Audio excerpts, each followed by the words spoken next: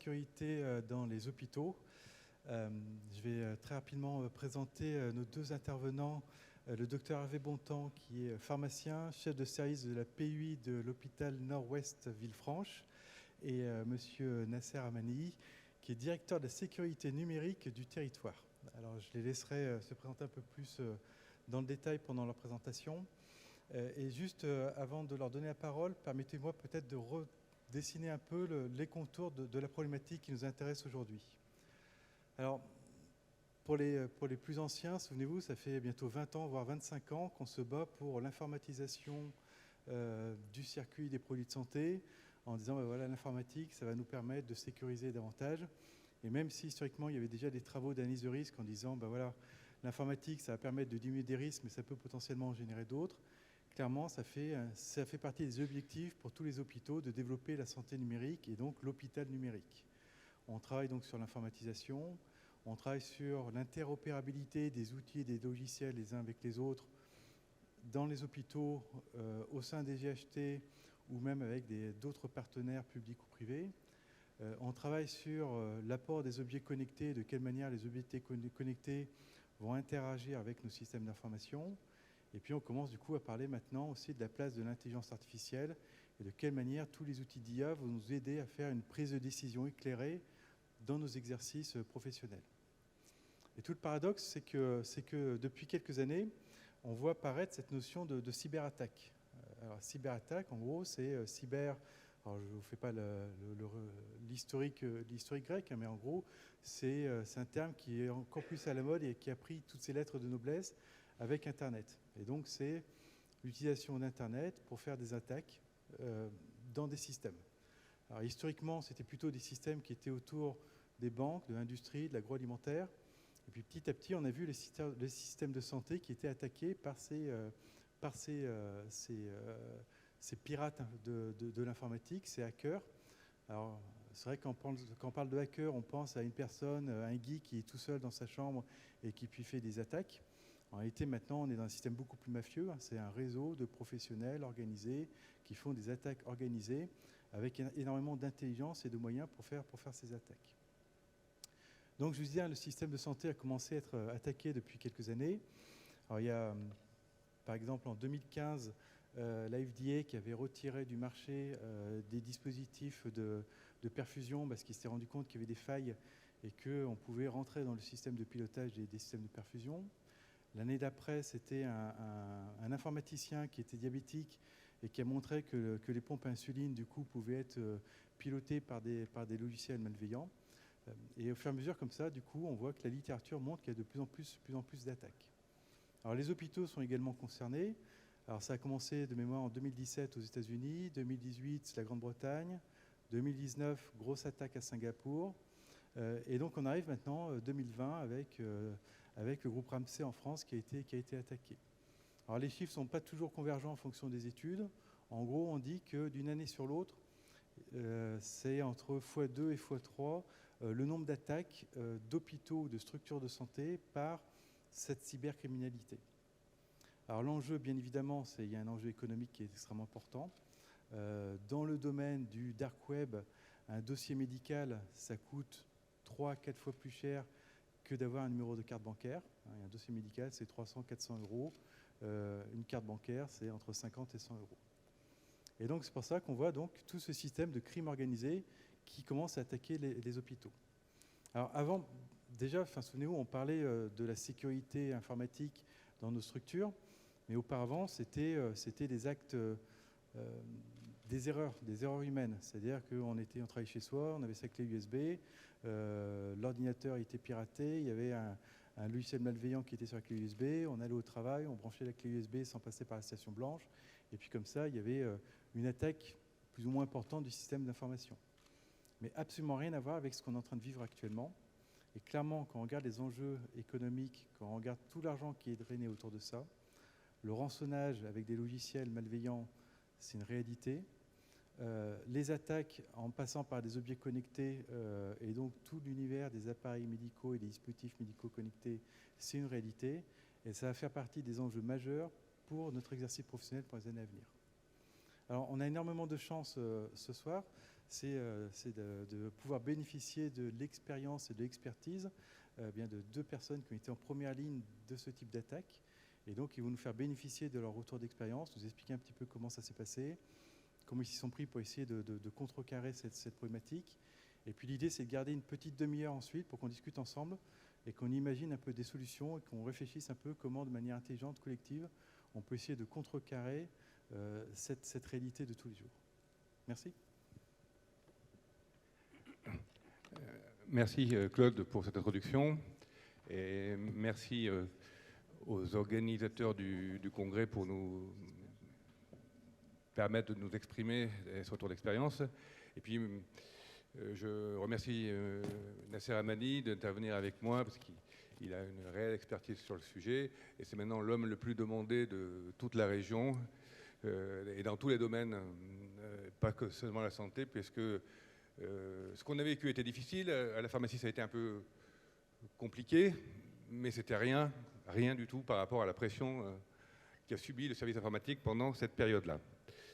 On va commencer par la chronologie des événements, comment on a vécu les 24 premières heures, et puis ensuite on déroulera un peu plus les impacts sur la PUI, mais on a voulu absolument montrer l'ensemble de l'environnement de cette crise qui ne concernait pas uniquement la pharmacie. La pharmacie était un des éléments de cette crise. On enchaîne sur la première diapo. Donc, bonjour à toutes et tous, Nasser Amani, directeur des services numériques du territoire. Je vais peut-être commencer par vous donner quelques éléments de contexte pour que vous puissiez bien mesurer l'impact de cette cyberattaque sur notre groupe hospitalier de territoire, qui se trouve dans le nord-ouest du Rhône, dont l'établissement support est Villefranche-sur-Saône. Ça représente 9 établissements dans le groupement hospitalier de territoire, 14 EHPAD, 3138 lits, plus de 200 000 consultations, 100 000 passages aux urgences, 443 médecins et environ 4247 agents qui travaillent au sein de notre groupement hospitalier de territoire. Et ce groupement hospitalier de territoire a un système d'information unique. Donc nous avons, depuis 2016, fait converger l'ensemble de notre système d'information. Et nous avons un seul système d'information unique, donc une direction des services numériques qui est unique, plus de 60 applications au cœur du processus de soins, donc applications de gestion des urgences, gestion de l'identité du patient, dossier patient informatisé, réanimation, etc., etc. Vous les connaissez par cœur. Ces applications sont hébergées pour la plupart chez nous, pas tous, mais pour la plupart chez nous, sur 450 serveurs physiques ou virtuels. Vous mesurez la masse de serveurs et les data centers que nous avons dans nos établissements. Et nous avons plus de 2300 postes de travail dans le groupement hospitalier de territoire.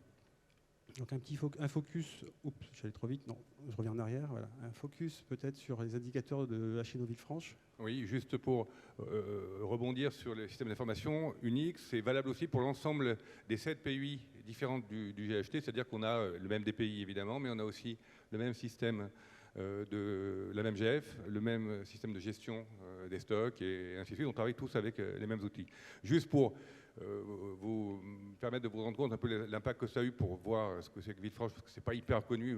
On a fait la une grâce à cette cyberattaque, mais autrement, on n'est pas forcément connu partout. Donc c'est 450e CO, 12 000 interventions chirurgicales, 2 000 accouchements, et puis pour la pharmacie, quelques indicateurs rapides, 40 millions de dépenses pharmaceutiques, 14 000 préparations de chimio, 6 500 rétrocessions, à peu près 9 000 DMI tracés, et puis 38 000 lignes de commandes. Voilà, c'était juste pour poser un peu le contexte. On attaque. Alors, qu'est-ce qui s'est passé en 2021 ce fameux week-end de la Saint-Valentin, nous sommes tous tranquillement chez nous. Alors, pourquoi le week-end et pourquoi, je vous le dirai tout à l'heure, et pourquoi en nuit profonde. C'est important, parce qu'en fait, les attaquants vont sûrement pas attaquer un jour de semaine, en pleine journée, où tous les informaticiens sont devant leur bureau, en train de travailler, et potentiellement vont rapidement agir. Donc ces actions et ces attaques ont souvent lieu en nuit profonde, le week-end, où il y a beaucoup moins de personnes qui peuvent intervenir, l'objectif étant de faire le plus de dégâts possible. Donc dans la nuit du 14 au 15, à 4h30 du matin, un appel est passé par les urgences auprès de notre astreinte informatique. Nous avons une astreinte informatique 24 heures sur 24, 7 jours sur 7, et expliquant que le dossier de gestion des urgences n'est plus accessible. Donc on va dire appel classique. Pendant la nuit, bon, qu'est-ce qui se passe? Notre informaticien se connecte et puis rapidement fait une première analyse et constate en fait que nous faisons face à un incident majeur de sécurité et ce qu'on appelle une phase de chiffrement massif des serveurs, des postes de travail et des données. Alors qu'est-ce que ça veut dire? En fait, et comment c'est possible? Les attaquants attaquent souvent en plusieurs phases. La première phase, c'est comment rentrer dans le système d'un établissement hospitalier ou dans un système informatique. Cette phase-là, elle est possible grâce à quoi? À ce qu'on appelle des campagnes de phishing ou d'hameçonnage. Donc en fait, c'est de la pêche au gros. Alors tout à l'heure, on parlait de la recrudescence des attaques dans les hôpitaux français. Très souvent, au tout début, les hôpitaux ne sont pas ciblés. Les attaquants lancent des grandes campagnes de phishing et, comme à la pêche au gros, attendent qu'un utilisateur malheureux, très souvent, clique sur une pièce jointe et ouvre une porte sur le système d'information du client ou de celui qui a cliqué. Alors ça peut être un particulier, ça peut être vous, votre poste de travail à la maison, qui pourrait être aussi de la même façon par vos mails attaqués, ça peut être une entreprise ou un hôpital. Ensuite, une fois que l'exploit de rentrer dans le système d'information est réalisé, les attaquants, sur le dark web, se partagent ces exploits, les mettent en vente. Et puis là, on a des vraies entreprises, pour le coup, qui vont acheter les exploits. Donc, celui-ci m'intéresse, c'est un hôpital, potentiellement, je vais pouvoir récupérer une rançon. C'est une grosse entreprise, potentiellement, je vais pouvoir récupérer une rançon. Donc, ça se fait comme ça. Et c'est pourquoi les hôpitaux? Alors, les attaques viennent très souvent de pays à l'est, bien à l'est de l'Europe. Et ils ne font pas la différence entre une grosse clinique privée américaine et un hôpital public français. Et un an avant, les grosses cliniques américaines ont payé une rançon de plus de 10 millions de dollars, si je ne dis pas de bêtises, pour se faire déchiffrer leurs données. La doctrine dans les établissements publics français, c'est on ne paye pas. Donc, vous voyez la différence. Donc, par la suite, je suis en plus de garde, j'ai de la chance parce qu'en plus je suis de garde administrative ce week-end-là. Donc l'informaticien d'astreinte m'appelle, me dit, Monsieur Hamadi, on a un gros problème. On fait face à une phase de chiffrement, c'est sûrement une cyberattaque. Qu'est-ce que l'on fait? Alors, nous avions travaillé depuis plusieurs années via des différents programmes, dont Hôpital Numérique, que vous connaissez très certainement, Open, également Hôpital ouvert vers son environnement, sur des procédures, des modes dégradés, des actions rapides pour aller très vite, pour faire face et pour avoir une réponse rapide à ce type d'incident. Donc la procédure, elle est simple. Il faut tout de suite confiner le système d'information. Et confiner un système d'information, ça veut dire quoi? Tout arrêter. Donc tout de suite, on arrête tout. On arrête les serveurs, on arrête les accès vers l'extérieur, on arrête la téléphonie, puisque depuis 2 ans, nous étions passés sur de la téléphonie IP, donc de la téléphonie numérique. Donc, en quelques minutes, aux alentours de 5 heures du matin, les services n'avaient plus accès à l'information, n'avaient plus accès à l'information médicale, n'avaient plus accès à leurs mails, n'avaient plus accès à la téléphonie, n'avaient plus accès à rien du tout. Et nous n'avions plus aucun moyen de communication pour leur dire attention, on a un problème. Donc tout était coupé et tous les établissements, et les 9 établissements que je vous ai présentés, étaient dans le noir sans aucune information. Nous sommes entre 2 vagues Covid, des patients en réa. Les services d'urgence, on est en hiver, donc forcément sont comme tous les établissements saturés. Donc je vous laisse imaginer le contexte, le chaos, la sidération face à cet incident. Donc les premiers réflexes, donc après le confinement, on passe en mode dégradé. Le mode dégradé papier, qui sont souvent... on va récupérer les petites fiches PDF où on retrouve toutes les prescriptions médicamenteuses qui sont copiées sur des ordinateurs qui se trouvent quelque part sur le réseau, mais normalement qui sont déconnectés du réseau, mais malgré tout, pour copier les documents dessus, il faut bien qu'ils soient connectés d'une façon ou d'une autre. Les notes étaient chiffrées. Donc pour récupérer les données, ce n'était pas possible. Et puis, on commence l'analyse d'impact de notre récit et on essaie d'évaluer qu'est-ce qui se passe exactement, qu'est-ce qui est chiffré, qu'est-ce qui n'est pas, qu'est-ce qu'on va pouvoir récupérer. Et on commence nos premières analyses. En parallèle, nous avons les obligations de déclaration d'incidents, donc d'abord auprès de notre direction générale, de notre directrice générale, pour l'en informer. Ensuite, auprès de l'ARS, auprès de la régulation du SAMU. On a arrêté les venues des pompiers et des SAMU, des SMUR, les sorties SMUR dans notre établissement. On a fait une déclaration auprès de notre CERT Santé, en charge justement de l'accompagnement dans les actes cyber, auprès de la CNIL. Et puis, moi-même, j'ai appelé l'ANSSI. J'avais des contacts à l'ANSSI, donc l'Agence nationale de sécurité des systèmes d'information, pour les informer que nous faisions face à une cyberattaque. Alors moi, au niveau de la pharmacie, à 4h30, quand M. Amani a été appelé, moi je dormais tranquillement. Moi, j'ai commencé à me dire qu'est-ce qui se passe quand j'ai eu un SMS de la DG qui est ici. Bonjour, nous faisons l'objet d'une attaque virale sérieuse qui touche l'ensemble des sites. Je ne vais pas vous la lire en entier, mais en gros, je comprends qu'on n'a plus mode dégradé, plus d'accès au DPI, ni messagerie, ni téléphone. Et surtout, il ne faut pas redémarrer les PC. Alors, je me suis dit, wow, il faut que je me dépêche, parce que je ne veux pas être là à 8h, que j'arrive à 8h à la pharma pour qu'on évite d'ouvrir les PC. Heureusement, j'habite à côté. Et à 8h, on arrive, c'est la sidération totale. On est là, alors qu'est-ce qu'on fait ? On n'a rien, hein. Il n'y a rien, il n'y a pas de téléphone, pas d'imprimante, on ne peut pas ouvrir un ordinateur, donc on avait des supports papier en mode dégradé, mais on ne peut pas les imprimer, on n'a rien, enfin voilà. Et donc vraiment ça a été pendant de 8 à 9, qu'est-ce qu'on fait ?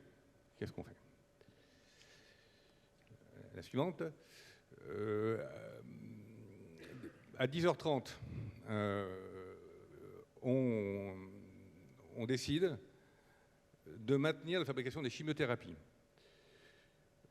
On a mis un peu de temps parce que les premiers informaticiens qu'on a vu arriver, on travaille beaucoup avec l'informatique, est venu vers 9h45 parce qu'on avait normalement un poste informatique de sécurité qui était avec le logiciel de chimio qui était installé, mais lui aussi était crypté. Donc nous, on ne pouvait pas ouvrir les ordinateurs, on a entendu qu'ils arrivent, et puis on a dit c'est cuit, on ne pourra pas l'utiliser. Donc système dégradé, je vais y revenir tout à l'heure parce que c'était un système très très dégradé. On décide de maintenir l'activité de stérilisation. Le système dégradé, on avait gardé le mode papier. Je vais revenir sur le système dégradé parce qu'on avait heureusement conservé un mode papier en sécurité, et heureusement. Sur le passage en mode dégradé, on était moins inquiet parce que d'une part, il y a le nombre d'interventions chirurgicales, parce que le bloc c'était le noir complet aussi, a largement diminué. Ils ont fait, quand ils pensaient connaître les chirurgiens pensaient connaître les patients, on a fait tout autour de l'embu. Donc ça veut dire qu'au niveau de la ST, l'activité a été plus réduite. Et puis surtout, on avait fait dans le cadre du CAQES, un travail quelques mois auparavant sur un travail en mode dégradé au niveau de l'AST, justement sans utiliser nos logiciels. Voilà. Et puis dernier point, à 10h30, on se dit, bon, en fait, nous on entend cyberattaque, mais honnêtement, moi je ne suis pas un spécialiste de cyberattaque. Je me dis, bon, ça a l'air sérieux, mais bon, peut-être que dans 2 jours ou dans 3 jours, tout redémarre, et donc voilà, on ne va pas s'emballer, on va faire que de l'approvisionnement, on commande que vraiment les produits en extrême urgence si on ne tient pas. Voilà, donc, et je décide, on fait ça pendant 48 heures, et ensuite on avisera pour voir si on peut le faire. Et puis, je tiens à saluer que au niveau régional, ça s'est très vite su qu'on était attaqué. L'après-midi, c'était quasiment national, ça se savait. Mais j'ai plusieurs collègues de confrères du territoire qui avaient mon portable et c'était le seul moyen de communiquer, qui m'ont dit, écoute, c'était dans la merde, pour la pro, appelle-nous, on fera ce qu'on peut, on t'aidera. Ce même jour, à 12h30, on réunit la première cellule de crise, qui est multiprofessionnelle. Donc il y a la DSNT, forcément, il y a la DG, les présidents de CME, la pharmacie, le labo, tous les plateaux techniques, tous les médecins chefs de pôle, et puis les médecins des autres établissements, présidents de CME. Et on demande de faire un premier état des lieux sur la situation. Alors, je vous assure qu'à cette heure-ci, j'en savais guère plus. J'ai confirmé que c'était bien une cyberattaque, qu'elle était totale et qu'elle avait impacté le cœur de notre système d'information, ce qui veut dire que l'attaquant, lorsqu'il est rentré, il était là depuis très certainement plusieurs jours. Il est monté en privilège, donc il est rentré avec un compte utilisateur lambda. Ils ont les outils qui vont bien. Et il est monté en privilège pour pouvoir attaquer le cœur de notre système d'information, ce qu'on appelle l'Active Directory. Et c'est à ce moment-là qu'ils ont lancé les actions de chiffrement. Juste pour vous indiquer aussi que nous avions largement investi depuis des années sur les aspects de sécurité et on ne se sentait pas spécialement à risque. On ne pensait pas qu'on pouvait être attaquable. On avait acheté des nouveaux firewalls, on avait en place un certain nombre d'actions, même quelques actions de sensibilisation. Et vraiment, on n'était pas du tout... on ne se l'imaginait pas, vraiment pas. Ça a été vraiment une phase de sidération. Donc, la bonne nouvelle qu'on a ce premier jour, c'est qu'on constate rapidement que le système de sauvegarde, il est intègre. Il est intègre parce que nous avions investi quelque temps auparavant sur un système d'information qui permet d'avoir un système de sauvegarde offline, qui n'est pas en ligne. Et comme il était offline au moment de l'attaque, les attaquants n'ont pas pu accéder aux sauvegardes et n'ont pas pu les chiffrer. Donc ça, c'était la première bonne nouvelle du matin, parce que dans un coin de ma tête, je me suis dit, bon, je ne vais pas trop leur dire, mais peut-être que si les sauvegardes sont OK, on va pouvoir reconstruire assez vite, rejouer les sauvegardes, etc. Peut-être que ça va aller très vite, et bon, ça sera peut-être la bonne nouvelle. Mais j'ai pour l'instant rien dit. Donc, et puis, l'autre information importante, c'est qu'il n'y avait pas de traces d'extraction de données. Je ne sais pas si vous suivez l'actualité du moment, mais vous avez vu que l'hôpital de Corbeil-Essonnes, après leur cyberattaque, ont reçu une demande de rançon, et puis montrant qu'ils ont récupéré des données médicales qu'ils allaient diffuser sur un certain nombre de réseaux. Nous, on a la chance de ne pas avoir subi d'extraction de données. Je pense que ça ne les intéressait pas, hein. Sinon je pense qu'ils auraient récupéré des données, mais ça ne les intéressait pas. En tous les cas, le groupe qui nous attaquait n'était pas intéressé par l'extraction de données, donc nous n'avons pas de traces d'extraction de données. Par contre, nous n'avions aucune durée sur l'indisponibilité à donner au moment de la première cellule de crise du lundi matin. Alors, dans cette première cellule de crise, au niveau, moi ce que je ressens, ce que je perçois, je me dis, bon, c'est une cyberattaque, elle a l'air bien réelle et sérieuse. Ce que vous venez de dire, on sent quand même que vous êtes un peu dans l'inconnu, et donc pour le moment, on ne sait pas quand c'est qu'on va récupérer des applications, parce qu'à la cellule de crise, tous les médecins présents, c'est quand qu'on... Est-ce que cet après-midi, c'est bon, on va redémarrer? C'était quasiment ça, quoi. Ça, on comprend que ça ne va pas être cet après-midi, mais néanmoins... j'ai un espoir qu'on puisse récupérer rapidement les données. Alors rapidement, je me dis peut-être que ça peut être géré avant la fin de la semaine. C'est un peu comme ça que je vois les choses. Et par contre, que je vois tout de suite à la cellule de crise, c'est qu'il va falloir positionner la pharmacie correctement, parce que quand on entend les dégâts dans les autres services, le laboratoire, la réa, la néonate, les urgences, on se dit que ça va être quand même difficile de glisser quelques priorités de la pharmacie, parce que nous, honnêtement, le premier matin, à part les chimios, c'était pas la panique chez nous, hein. Donc voilà, mais je me dis, ça va être difficile, si la crise est longue, d'arriver à placer. Et ça, dans une cellule de crise, quand il y a 25 personnes, et puis que les gens vont mourir dans les autres services, ce qui nous est dit, voilà, il faut trouver le bon tempo pour le faire. Deuxième cellule de crise, donc le même jour à 18h. Donc là, je confirme que le système de sauvegarde, il est intègre. Nous avons rétabli la téléphonie, donc enfin nous avons de la téléphonie pour communiquer entre les services, parce que jusqu'en début d'après-midi, nous n'avions pas du tout de téléphonie. Nous allons engager donc une phase de restauration du système, donc ce que j'imaginais le matin à midi, voilà, on a lancé le début de restauration du système. La durée de la panne est incertaine, et puis j'apprends que les équipes de l'ANSSI nous rejoignent depuis Paris, sont en route et vont arriver au cours de la nuit pour nous accompagner dans la phase de reconstruction, de remédiation de notre système d'information. La cellule de crise donc, décide de déprogrammer une partie des interventions chirurgicales, de fermer les urgences aux SAMU et pompiers, donc c'était déjà fait, mais de maintenir cette fermeture. Et on a quand même maintenu dans les patients stables dans les services critiques, notamment en réanimation. Et dans cette deuxième cellule, moi je ressens qu'effectivement il y a toujours trop d'inconnus, on ne saura pas rapidement quand c'est qu'on va récupérer les applications. L'espoir que la crise se résolve rapidement diminue.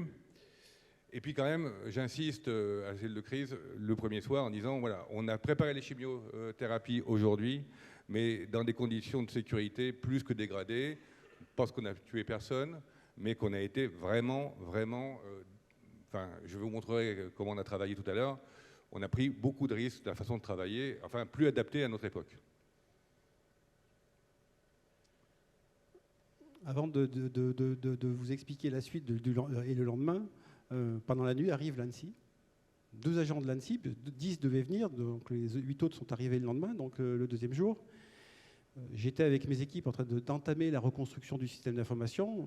Ça avançait, on était plutôt pas confiants, mais en tous les cas ça avançait. Et puis je vois 2 personnes capuchées en noir. Je me demandais si c'était les attaquants ou une vingtaine d'années. Et qui m'expliquent qu'ils sont envoyés par l'ANSSI et qui vont nous aider à reconstruire le système d'information. On me demande où est-ce qu'on en est, j'explique, on est en train de reconstruire, on rejoue les sauvegardes. Et là, il est à peu près minuit, et puis l'un des 2 jeunes, moi j'avais plus de 20 ans d'expérience dans les systèmes d'information, il avait tout juste 20 ans, il sortait juste de l'école, il me dit non, mais vous faites n'importe quoi, c'est pas comme ça que vous allez faire, on repart à zéro. Je dis, c'est-à-dire vous reconstruisez tout votre système d'information. Tout. Mais de bout en bout, de A à Z. Toutes les applications, tous les serveurs. Là, je lui dis, attendez, je vais sortir un moment, je reviens, je vais prendre l'air et puis on en rediscute. Et puis, en discutant, j'ai bien compris que la bonne méthodologie, c'est bien de tout reconstruire à zéro, donc à côté, de ne pas reconstruire sur les cendres. Le risque de reconstruire sur les cendres est assez simple, c'est que les attaquants laissent souvent ce qu'on appelle des backdoors, des portes dérobées, qui leur permet ensuite de revenir sur le système d'information s'il n'est pas reconstruit intégralement. Donc on a dû reconstruire, selon la méthodologie de l'ANSSI, le système d'information à zéro. Donc là, je me suis dit, bon, je ne sais pas comment je vais expliquer ça à la DG, et aux médecins, et aux pharmaciens, parce que là, on n'est pas parti pour reconstruire en 1 semaine ou en 24 heures, mais on est parti pour reconstruire en plusieurs mois, et je ne sais pas du tout comment ça va se passer. Le lendemain matin, puisque nous avons souhaité communiquer et médiatiser ce qui est arrivé à l'hôpital Nord-Ouest, et par volonté de transparence sur l'incident, on a une conférence de presse. Donc moi je pensais que c'était que la presse régionale, et puis en fait il y avait BFM TV, TF1, et puis toutes les chaînes de télé étaient présentes. Et donc on a expliqué ce qui se passait avec toutes les infos que nous avions. Donc la seule question qu'on nous posait, c'est la rançon, c'est combien, bon. Et pas est-ce que les patients vont bien. Et du coup, on leur explique qu'on n'en sait rien, que l'enquête est ouverte auprès du parquet de Nanterre, de Paris, pardon, et qu'on ne peut pas leur donner plus d'informations que ça pour l'instant. Donc arrive la cellule de crise numéro 3. Donc là, on informe toutes les personnes présentes que le système d'information doit être intégralement reconstruit, qu'on démarre la phase de remédiation, que ça va prendre très très très longtemps, et que le rôle de la cellule de crise a été de déterminer les priorités dans le plan de reprise d'activité, donc quels seront les services qui seront prioritaires, les applications qui seront prioritaires, dans quel ordre on les fait, d'abord les MCO, enfin les soins critiques, les urgences, les services de médecine, etc., jusqu'aux EHPAD, l'IFSI. L'IFSI qui m'envoie régulièrement des SMS sur mon téléphone pour me dire quand est-ce qu'on a à nouveau nos systèmes d'information à l'IFSI, alors qu'on n'avait pas commencé à reconstruire les services d'urgence. Et puis côté pharmacien. Alors là, vous avez compris, on n'a plus d'espoir de récupérer quoi que ce soit. J'annonce à tous mes collègues et à l'équipe qu'on en a au moins pour 3 à 4 semaines pour récupérer une partie des logiciels sans savoir quoi exactement. Et par contre, en cellule de crise, là, je le dis, voilà, nous, on veut bien continuer encore quelques jours sur faire les chimios dans les conditions qu'on a, qui sont catastrophiques. Mais par contre, il faut absolument qu'on récupère au moins un poste en local à la pharmacie qui dépose du logiciel, quitte à faire de la retranscription, mais au moins on aura un logiciel qui va quand même nous permettre de sécuriser un peu les choses. Alors, on est dans le même pôle avec M. Amani, donc je suis allé les soutenir quelques soirées. Et j'ai vite compris qu'il fallait je vais y revenir, hein, mais il fallait qu'on soit raisonnable, qu'on voit, parce que quel niveau de difficulté le service informatique a pour nous faire un poste en local, et l'autre difficulté de remettre tout le monde en réseau. Et ça sera pareil pour beaucoup de logiciels. Et ça, c'est hyper important pour nous, parce que si on leur demande, voilà, si on demande je veux tout, bon, voilà. Et ça, c'est un point qui est... voilà, nous, on doit réfléchir à ce qui est indispensable, et puis de tenir compte des contraintes que va avoir le service informatique pour remettre le logiciel en place. Je vous ai fait une frise chronologique de la phase de remédiation, donc, qui a démarré donc, le lendemain de J1, puisqu'on a démarré la remédiation à J1, donc il a fallu environ 7 semaines pour reconstruire l'intégralité du système d'information. Donc le retour à la normale, c'était à peu près au fin mars 2021, avec quelques priorités quand même qui ont été définies par la cellule de crise, notamment l'AREA et la néonate, où on a pu, dès le 17, donc à J2, J3 et 18, remettre en fonction des postes avec le logiciel de réanimation qui s'appelle ICCA. Et puis, le 25 février, on a pu relancer le système d'information des urgences. Et à partir de cette date, on a relancé progressivement l'ensemble des services, comme je vous l'ai dit, de médecine, ensuite SSR, ensuite EHPAD et ensuite les autres services un peu moins importants, sachant qu'il y a d'autres éléments qu'on n'imagine pas qui sont aussi prioritaires, parce que un des éléments importants dans la gestion de cette crise, par exemple, au-delà du patient, qui était la priorité de la prise en charge du patient, la sécurité de sa prise en charge, c'était les agents de l'hôpital nous ont demandé mais est-ce qu'on va être payé ? Quand on est dans une crise de 2 mois, on peut se poser la question, est-ce qu'on va être payé ? Donc il a fallu aussi gérer ces éléments-là, la paye des agents, le repos des agents, parce qu'on ne pouvait pas travailler tous les jours 24 heures sur 24 comme on l'a fait la première semaine. Donc il a fallu étaler ça sur cette durée qui, à mon sens, reste quand même une durée assez courte, nous avions environ 50 personnes qui ont œuvré à la reconstruction du système d'information.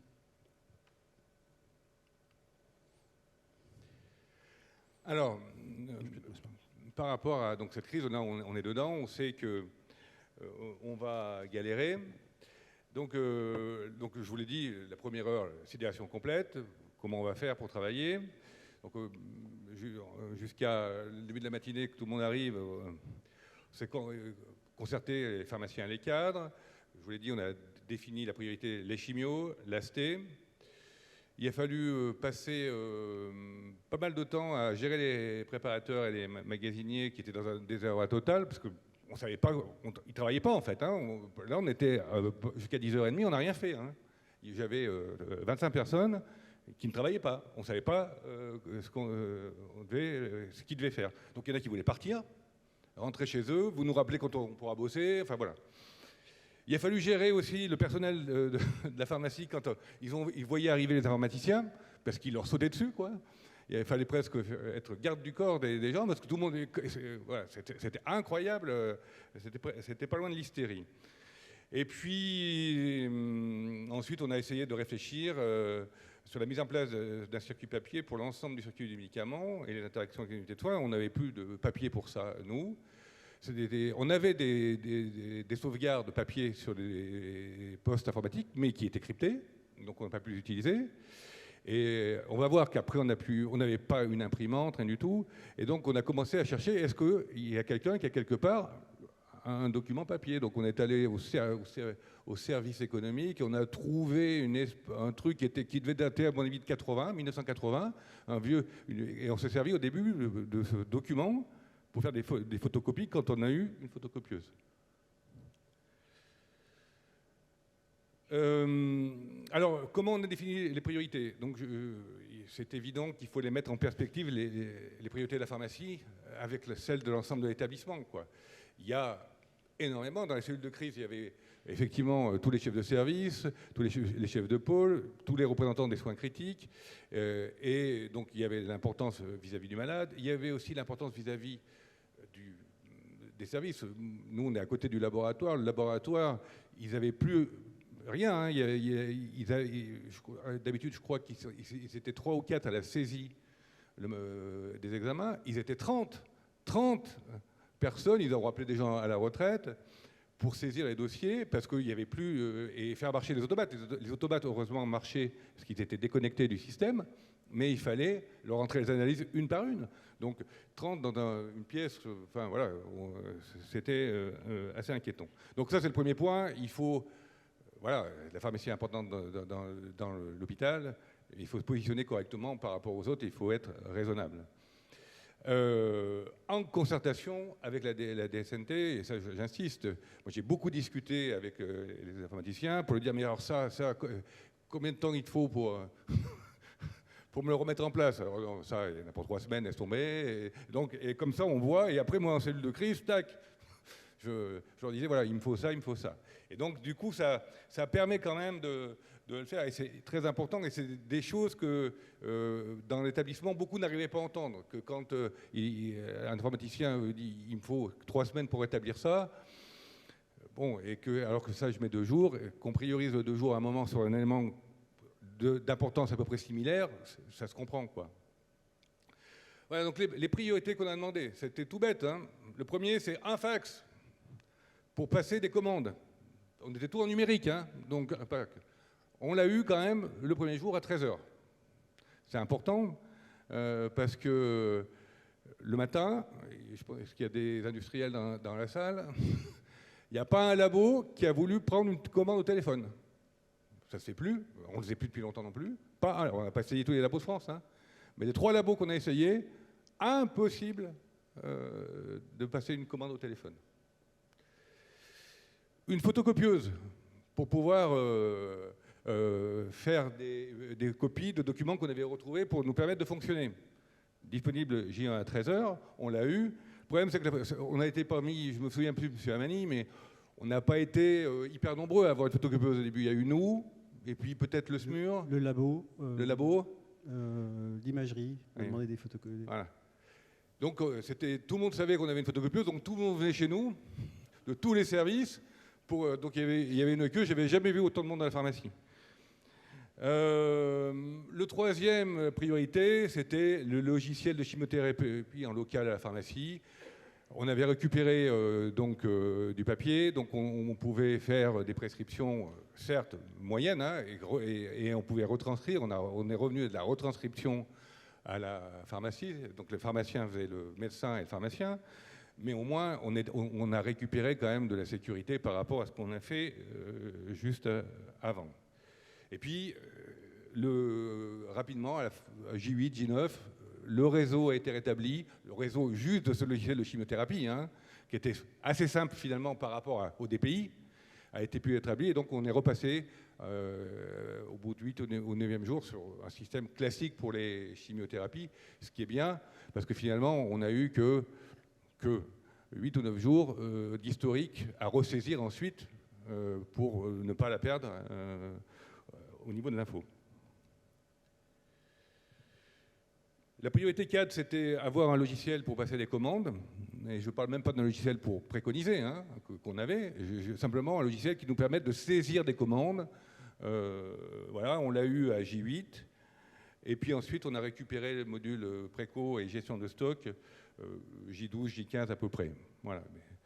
La 5e priorité, parce que j'avais compris que de toute façon, cette application, on l'a récupérée en même temps que tout le monde, parce que nos applications, on a un DPI avec toutes les applications pharmaceutiques qui sont incluses dedans. Donc on va les récupérer à partir du moment où les premiers services vont pouvoir les récupérer. Donc on s'est mis dedans, donc on a récupéré l'ensemble de nos modules. Et là, on les a récupérés, nous, tous nos modules d'un coup. Par contre, après, pour récupérer les infos, c'était au rythme des autres services, quand on a défini, à un moment, on disait, la pneumo passe avant l'infectieux, avant telle chirurgie. Et les derniers qui ont été priorisés, par exemple, qui étaient quand même pénalisants pour nous, ça ont été les EHPAD, qui sont arrivés à plus d'1 mois. Et nous, on leur prépare les piluliers depuis longtemps, et ça a été pénalisant, je vais y revenir. Voilà, puis après, on a eu divers logiciels qui sont arrivés bien plus tardivement. Certains même ne sont jamais revenus parce qu'ils ont été plantés et définitivement, on en cherche d'autres. Je parle du logiciel pour les préparations magistrales, par exemple. le surconditionnement, et puis là, il n'y avait plus d'alarme évidemment pour la PUI, il n'y avait plus de télésurveillance, et tout ça est revenu, mais un peu plus tard.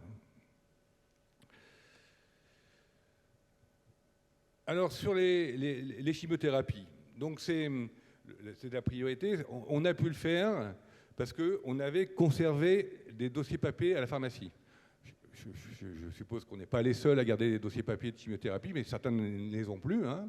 Et nous, c'était un projet, 2022, de 0 papier pour les chimios.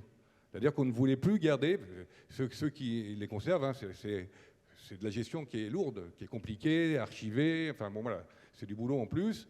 Puis voilà, on a parlé tout à l'heure du développement durable. Bon, ben là, je vous garantis qu'on n'est pas prêt de les enlever, quoi. Ça, on n'a plus de débat chez nous, hein. Parce que sans ça, on ne pouvait pas. Les médecins n'avaient plus aucune info. On était les seuls à avoir l'info de ce qu'avait eu le malade à la dernière cure. Le malade était convoqué, mais il ne savait pas pourquoi il venait. Enfin, je caricature un peu, mais les protocoles, les données, tout ça. Donc le système, par contre, je vais le montrer rapidement, était très dégradé. Donc avant de démarrer, on s'est concerté avec les oncologues et sur les méthodes et les risques du système qu'on mettait en place. Hein, le lundi matin, on n'avait même pas une photocopieuse, même pas. Impossible d'imprimer aussi un protocole qu'on pouvait avoir. Donc en fait, on est parti du protocole de la dernière cure du patient. On a mis du blanc, on a barré des dates et on a réécrit dessus, quoi. Et pareil pour la fiche de fabrication. Donc voilà, c'est des systèmes qui... j'ai une petite exemple juste après. On a mis 4 pharmaciens en permanence sur l'activité. D'habitude, un seul suffit. Des fois, on renforce un petit peu, mais 4 à temps plein. Dont un qui faisait les allers-retours entre les services de soins et la pharmacie. Pour la prescription, on mettait du blanc, on montait, le médecin prescrivait, on faisait signer, on redescendait, enfin voilà. Et alors ça a été possible parce que activité de pharmacie clinique égale 0, quoi. Là, on n'avait pas d'ordonnance, il n'y avait rien du tout. Donc on a pu dégager des moyens, on n'a pas fait de conciliation, on n'a pas fait d'entretien, on a validé 0 ordonnance pendant plus de 10 jours. Voilà. On n'a annulé aucune chimiothérapie. On a fini un peu plus tard que d'habitude. Et simplement, le premier jour, il y a 2 nouveaux patients. Donc c'était des protocoles qu'on n'avait pas créés, qu'on a reportés un peu plus tard dans la semaine, qu'on a fait en fait le vendredi. Et juste, ça a été la décision de fabriquer dans les conditions qu'on a faites a été un peu houleuse. On a eu des petites tensions entre pharmaciens sur cette activité. Parce que alors, moi j'ai connu des conditions dégradées dans ma jeunesse de fabrication des chimiothérapies. Jamais à ce point-là. Mais j'ai une équipe avec beaucoup de jeunes confrères qui n'avaient jamais travaillé comme ça et qui avaient du mal à se dire, mais vous imaginez par rapport à ce qu'on perd, de la sécurité, on a perdu, c'était une évidence, mais on a quand même pris la décision de le faire parce que autrement, on fait quoi? On ne traite pas les patients, on va organiser ça avec les autres. Enfin, c'était... voilà, et on a pris quelques risques. Voilà. Alors, juste pour vous montrer... je le mets... C'est pas trop gros, comme ça, vous ne voyez pas trop. Mais... voilà, il y a du blanc, vous voyez comme c'est barré, là-haut on barre les dates, là on marque à la main la bio où on allait au labo pour voir le nom du malade, ce qu'il avait eu comme chose, et puis les fiches de fabrication c'est pareil, on a échangé les doses. Alors il y a eu pas mal de points, c'était bien quand le médecin ne changeait pas la dose, c'était le même protocole, et tout ça c'était plus simple, donc là, ça nous a pris beaucoup de temps, mais les risques étaient minimes. Par contre, c'était un peu plus pénible quand il y a eu un changement de protocole. Et puis, ils ont évité ce jour-là, les médecins, les changements de ligne. Et puis, les changements de dose, les 80% de dose, des choses comme ça, on a refait 3 fois les calculs, enfin, voilà, quoi. Mais c'était quand même des choses un petit peu difficiles. Sur l'appro, la gestion des stocks. Donc le lundi matin, je vous l'ai dit, on essaie de commande, pas un laboratoire prend par téléphone. Ça a été plus simple dès que ça a été médiatisé au niveau national. Parce que l'après-midi, on a rétabli un fax. On n'avait toujours pas récupéré nos documents de commande, de papier. Donc on a fait un pseudo de commande à la règle et au crayon. Hein. On a marqué hôpital de Villefranche, tracé des lignes, écrit le nom du médicament à la main. Et on faxait ça. Delbo, il nous appelait, mais on n'en veut pas, c'est pas un bon de commande. Je veux dire, on ne peut pas faire autrement. Et donc ça s'est quand même un petit peu assoupli. Beaucoup plus après, à partir du lendemain, quand ça a été médiatisé au niveau national. Voilà, les 48, je vous ai déjà dit, les 48 premières heures, on s'est contenté des commandes urgentes. Après, on a vu que ça allait prendre beaucoup plus de temps. Donc on est revenu plus sur un rythme normal d'appro. Et puis, on a eu une seule chance avec M. Amani, parce qu'on travaillait ensemble là-dessus. Je vous rappelle, c'était l'époque de la gestion des flacons de vaccins Covid. Et à l'époque, c'était géré à l'unité près, c'est pas comme maintenant. Et le fichier Excel, moi, il était sur mon portable perso, et je l'avais emmené chez moi. Et donc, il n'a pas été atteint par le virus, l'attaque virale. Voilà. Et c'était quand même compliqué parce que c'était le démarrage, en février 2021, c'était au compte-gouttes, et tous les sites qu'on devait approvisionner voulaient des flacons, et donc ça aurait été compliqué de les gérer sans ça. Après la gestion des stocks, plusieurs collègues m'ont dit, mais comment tu fais pour les stocks? Ben, comment je fais? Ben, je vais dans les rayons, puis je regarde. Voilà, il n'y a plus de préco, donc voilà, du visuel. Alors non, j'ai jamais connu ça. J'ai toujours eu avant quand même au moins un logiciel, mais j'ai pas connu les précos de commande de partout dans tous mes sites, hein, donc en étant plus jeune. Donc du coup, oui, on fait le tour des rayons, puis on regarde, tiens, il va nous manquer de ci, il va nous manquer de ça. À l'époque, on a déménagé depuis, on a des automates. Donc, mais à l'époque, j'étais bien content d'avoir les rayons pour voir ce qu'on avait. Les demandes de services sont faites sur bon papier, on les a retrouvées, pareil, on a pu faire des copies, et puis ensuite les préparateurs, les magasiniers ont fait le tour des services pour gérer les dotations. On est passé au papier pour tout, MO, DMI, MDS, stupéfiants, antibiotiques, on était informatisé pour les stupéfiants, on n'avait plus de relevé d'administration des stupéfiants, on n'avait plus de feuilles, papier non plus, il faut retrouver, parce donc on est tout revenu à un circuit papier. Pareil pour les entrées et sorties de stock, notées sur papier, mais ça a été très vite un bordel sans nom. On a très vite compris qu'on ferait un inventaire à la fin de la crise parce que c'était impossible de gérer l'appro des services avec simplement un papier et stylo. Voilà. Et puis on a eu les logiciels de mouvement de stock qui a été rétabli à J12, J15, qui nous a permis de repartir comme il faut. Donc on a eu quand même 15 jours de galère, quoi. Sur la prescription dispensation, juste pour revenir, la cyberattaque, c'était le lundi de la seconde semaine des vacances de février. Ce qui veut dire que dans la majorité des unités, les médecins présents ce lundi, ils étaient en CA la semaine d'avant. Donc ils sont arrivés, ils ne connaissaient pas les malades, pas les prescriptions, il n'y avait rien. Et donc, pour commencer à traiter les malades, alors il restait le pilulier et la prise du matin, pour la plupart des services en fonction des organisations. Donc, ils ont travaillé avec ce qui restait dans le pilulier, discutant un peu avec le patient quand il était capable de répondre, et puis avec la mémoire du médecin d'astreinte et de l'équipe soignante. Donc, ça a été quand même rock'n'roll, hein, quand même. Hein. Les prescriptions ont été quand même... Mais enfin, les médecins, j'ai trouvé, ont très très bien... ça ne les a pas beaucoup paniqués par rapport à ça. Et puis ensuite, on a pu récupérer la sauvegarde des prescriptions qui étaient hébergées sur les hospices civils de Lyon, qui nous a permis de ensuite récupérer les prescriptions, les sauvegardes qu'on avait, et de récupérer quelques approximations. Et puis après, le DPI a été remis en marche progressivement. Je vous ai dit à peu près un mois pour les EHPAD et la maison d'arrêt. Et la maison d'arrêt, on a aussi pas mal galéré. Donc on est revenu. Alors au début, je ne veux pas mettre ça, mais en fait, je me suis aperçu que mes jeunes collègues pharmaciens n'avaient jamais vu ça. Donc je me suis dit que ça pouvait intéresser. Voilà comment on travaillait dans les années 90, dans la plupart des hôpitaux. Et encore, là, c'est bien écrit. Hein. C'est bien écrit, il y a des petites cases qui vont bien. Et voilà. Et donc on a remis ça en place. Hein. Bon, moi, ça m'a perturbé, parce que quand même... Mais bon, voilà, on a quand même pu travailler avec ça, et les médecins aussi, les IDE aussi. Et il y avait même certains médecins que je soupçonnais d'être contents d'être revenus à ça. Plus beaucoup, plus beaucoup.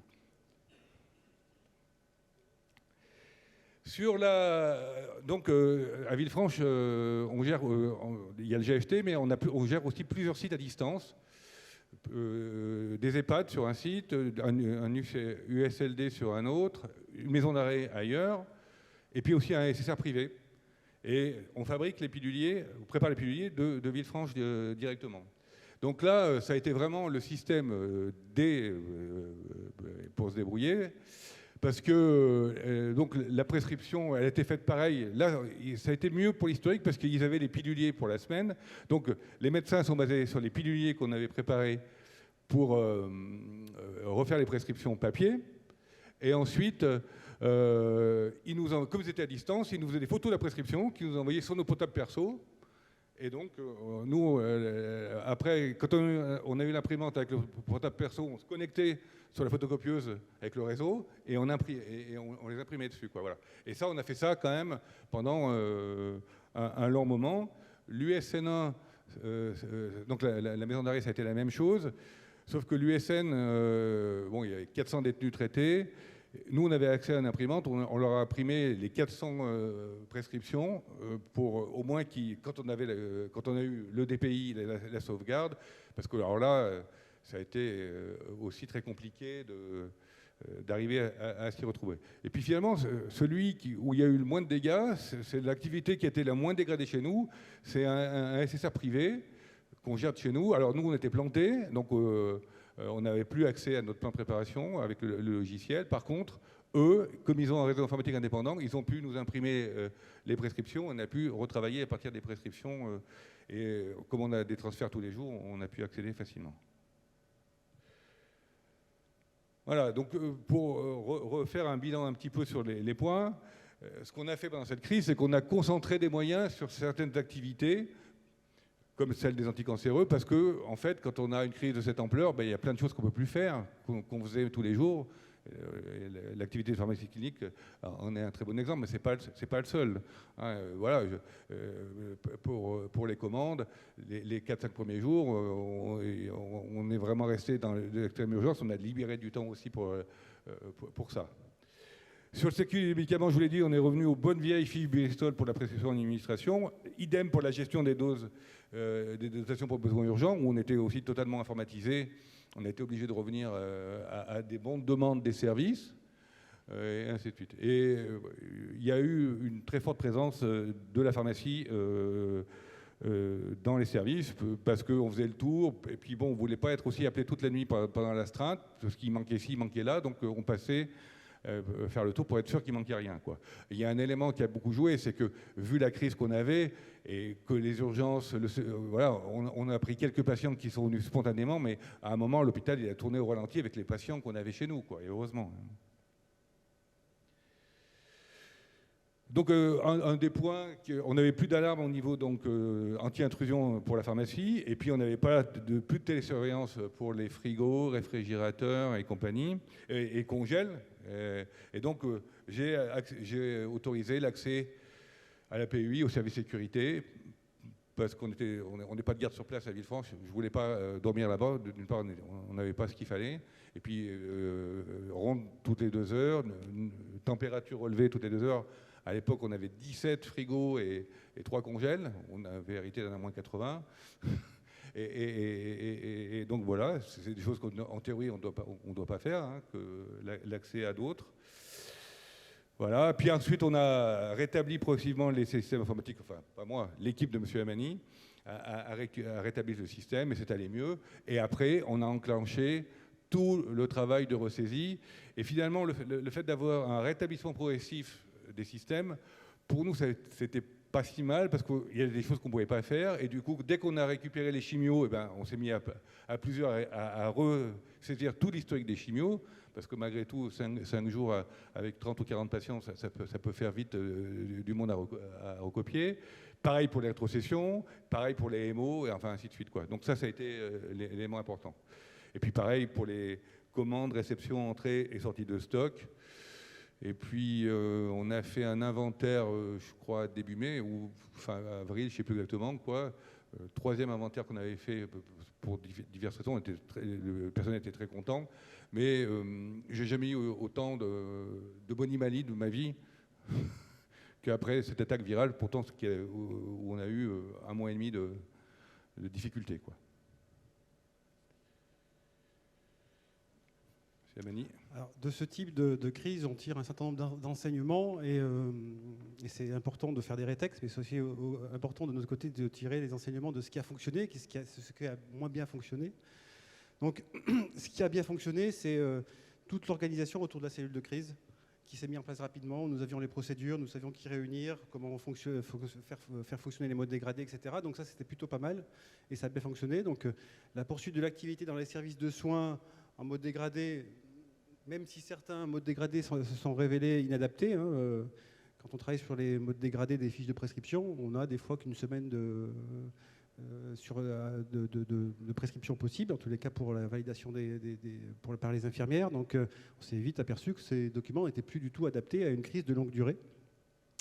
Une grosse réactivité d'investissement important des équipes IT, des prestataires, des équipes biomèdes, parce que les biomèdes ont joué un rôle aussi important pour faire fonctionner l'ensemble des dispositifs de façon autonome. Nous avions la chance d'avoir un mode hybride d'hébergement de nos applications. Donc le DPI et les RH, par exemple, les RH étaient hébergés ailleurs que chez nous, donc n'ont pas été touchés. Donc c'est pour ça qu'au bout de 2 jours, on a pu récupérer les prescriptions et puis on a pu réaliser les payes parce que le dossier RH était hébergé chez un hébergeur externe. Donc la stratégie de reprise d'activité de redémarrage au cœur du processus des applications au cœur du processus de soins était connue et maîtrisée. Donc les décisions étaient prises par la cellule de crise, mais on savait plus comment on allait le faire. Nous étions en fait globalement prêts, et c'est la question que vous devez vous poser, c'est est-ce que vous êtes prêts à faire face à ce type de crise? Parce que la question n'est pas de savoir quand est-ce que ça va vous arriver, enfin, n'est pas de savoir si ça va vous arriver, mais c'est plutôt comment ça va vous arriver et à quelle proportion. On a eu un gros soutien de l'ensemble des équipes. Il y a une grosse collaboration entre l'ensemble des équipes médicales, les équipes IT et tous ceux qui ont contribué à la reconstruction. On a voulu une communication externe transparente et je pense que ça nous a plus servi que desservi a posteriori, même si la gestion au quotidien de la presse et autres était assez compliquée. Ensuite, il y a des choses qui ont manqué et qui n'ont pas fonctionné. Donc, on n'avait pas du tout d'annuaire papier. Donc, quand c'est arrivé, quand on n'avait plus de téléphone, eh ben, on s'est retrouvé sans annuaire papier. À part si on avait sur nos smartphones les numéros de téléphone de chacun, personne n'avait d'annuaire papier pour appeler qui que ce soit. Donc ça a été un élément important. On a eu des difficultés pour téléphoner et communiquer. Donc là, on se pose la question de savoir est-ce que c'est une bonne idée d'avoir mis la téléphonie IP sur le même système, enfin le même réseau que l'ensemble de l'hôpital. Donc ça, c'est une question qu'on s'est posée après. La problématique des ordonnances de sauvegarde, les plans dégradés, les plans de soins qui étaient sur des PC, et ceux-ci ont été cryptés, donc on n'a pas pu avoir les prescriptions tout de suite. Donc ces modes dégradés qui consistent à copier des PDF sur des postes dans les services de soins, il faut y réfléchir à 2 fois et puis retrouver peut-être d'autres moyens que ce moyen-là, sachant que les éditeurs ne nous aident pas beaucoup. L'absence de documents papier type en réserve, trouver un bon de transport, trouver une ordonnance, trouver un crayon et un papier et un stylo. Non mais c'était pas une blague, hein, on ne savait plus où étaient les crayons, les stylos, enfin c'était compliqué. Et puis ce que je disais sur les modes dégradés, qu'ils n'étaient pas conçus pour des pannes d'ampleur.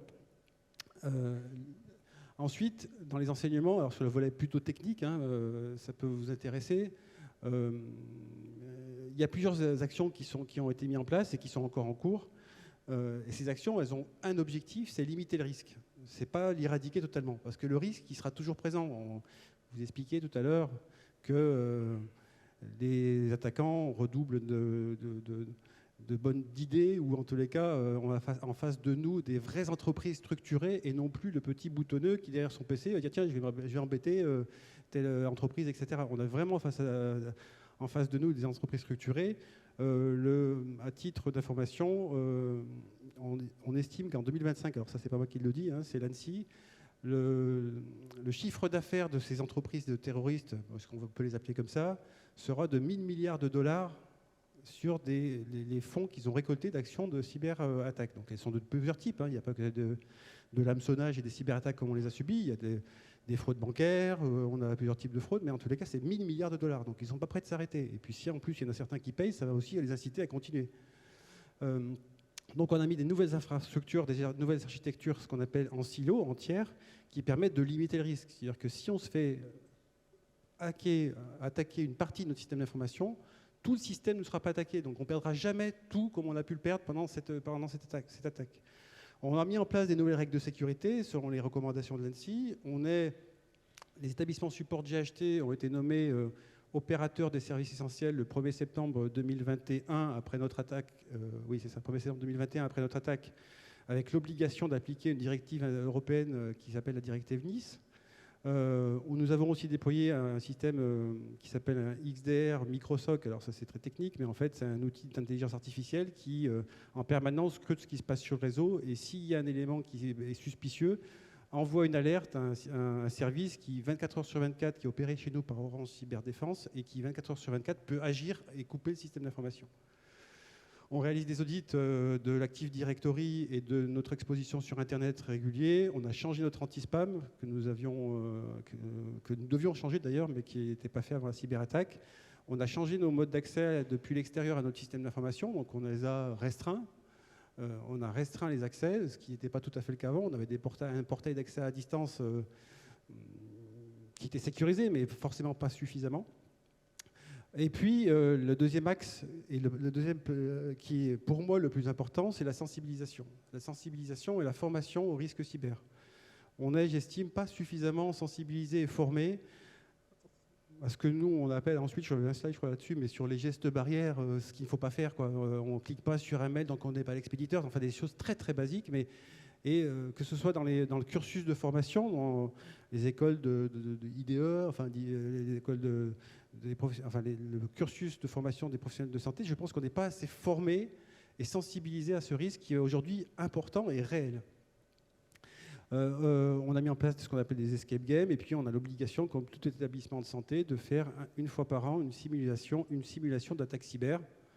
Donc là, on n'a pas encore fait, parce que moi, je ne sais pas trop comment je vais faire, mais je n'ai pas trop envie d'arrêter le système d'information pour tout le monde d'un coup. Donc bon, il va falloir qu'on m'explique, et que le ministère m'explique comment je dois faire une simulation d'attaque cyber.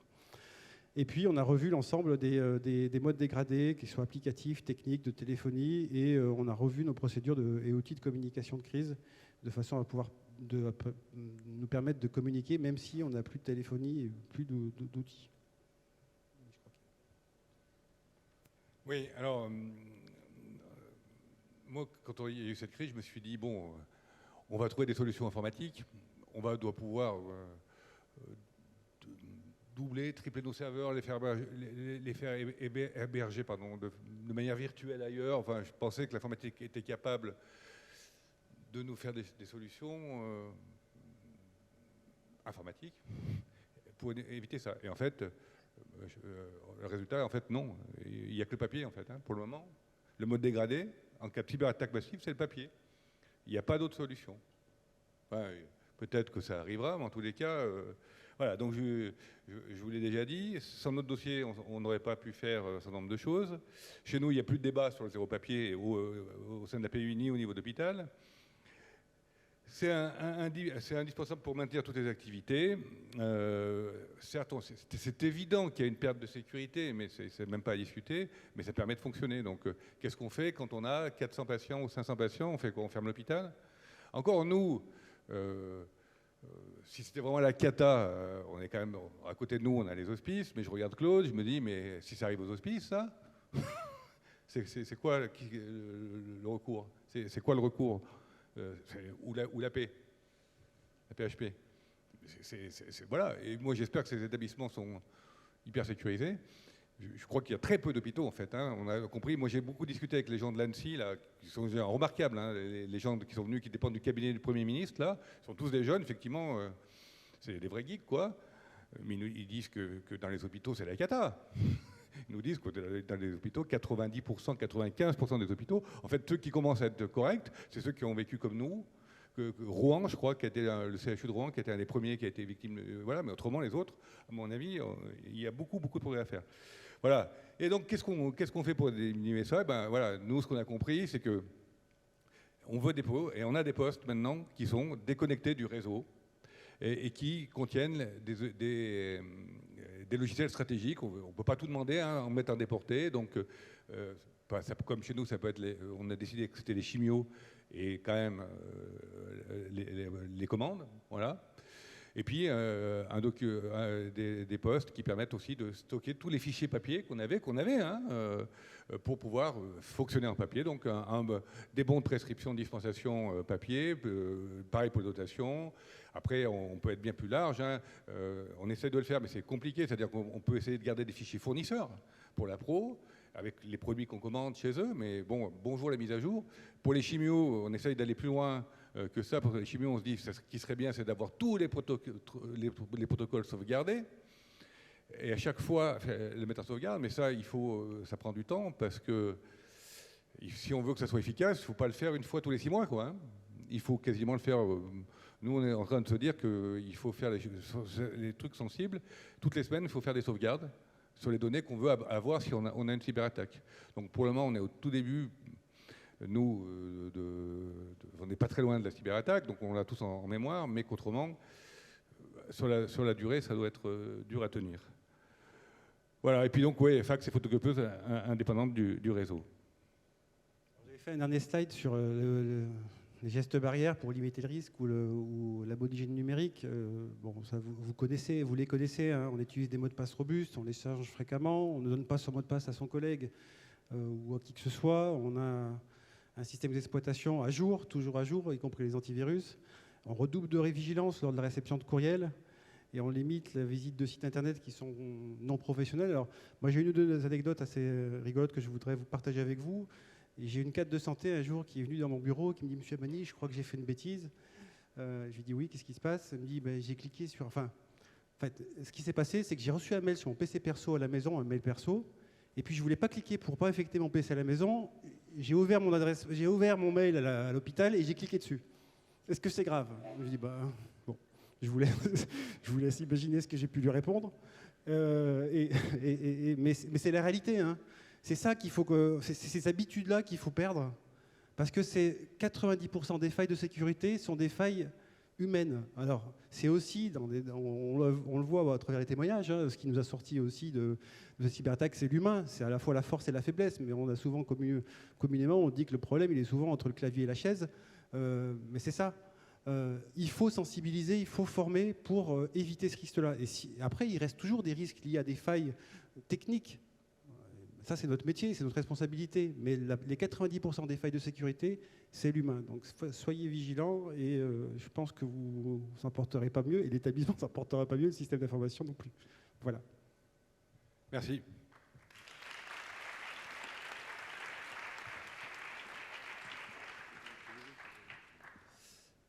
Un immense merci pour cette présentation et je pense je me permets de prendre la parole au nom de tout le monde pour vous remercier. Je sais que vous êtes extrêmement sollicité et on mesure et on apprécie votre présence avec nous aujourd'hui pour nous faire bénéficier de cette expérience. J'imagine qu'il y a de très nombreuses questions. Alors, je n'ai pas un très bon visuel. Est-ce qu'il y a des questions? Pardon. Je ne sais pas si vous avez un micro. Non ?